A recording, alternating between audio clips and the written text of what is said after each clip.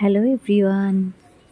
আজ সরস্বতী পুজো, আর সরস্বতী পুজোর রাত্রিবেলাতে আমি আর ওর বাবা দুজন মিলে নিয়ে গেছিলাম ছেলেকে আমাদের যে স্কুল সেই স্কুলের সরস্বতী পুজো দেখাতে।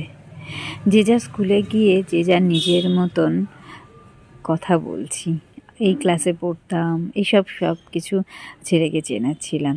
আর বোলপুর কলেজে সে তো অবস্থা খুবই খারাপ, সেখানে তো প্রবেশই করতে পারলাম না। আমাদের সময়ের সাথে এখন আকাশ পাতাল তফাৎ। আগেকার সরস্বতী পুজোতে ছিল শান্ত স্নিগ্ধতা ব্যাপার, আর এখন নবীনদের উন্মত্ততাতে উন্মত্ত কলেজ। যাই হোক, সেসব কথা থাক।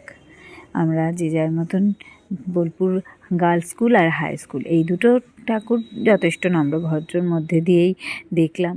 দেখে তারপরে চট করে একটা ফুচকা খেয়ে ব্যাস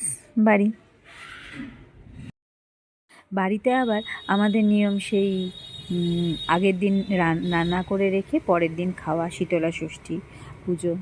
তো তার জন্য সব রান্নাবান্না সব সারাসারি হচ্ছিল, আর তারপরের দিন হচ্ছিল পুজো। হিমাম পন্নরে কক্ষং সর্ব পাপ হর হরি ভগবান শ্রী বিষ্ণুবে নারায়ণ নমঃ। ওম সর্ব মঙ্গলা মঙ্গলে শিবে সর্বার্থ সাধিকে শরণে ত্র্যম্বকে। চলো তোমাদেরকে মা শীতলার ভোগ দেখাই। মা শীতলার মেন ভোগ হলো এই গোটা সিদ্ধ, আর তার সাথে ভাত, ভাজা, শাক ভাজা, চাটনি, পায়েস এসব তো আছেই। আর আমাদের আবার বাসি মাছটাও করে রাখা হয় রান্না, আবার মাছের টক, পেঁয়াজ পোস্ত, এসব বিভিন্ন রকম তরকারি সবই রেঁধে রাখা হয়, যেগুলো বাসি করে খাওয়া হয়। এমনকি রাত্রিবেলার লুচি পরোটা খাওয়া হবে, সেটাও বাসি খেতে হয়। আজকে কে গোটা সেদ্ধ খাচ্ছ আর বাসি খাচ্ছ, কমেন্টসে জানিও।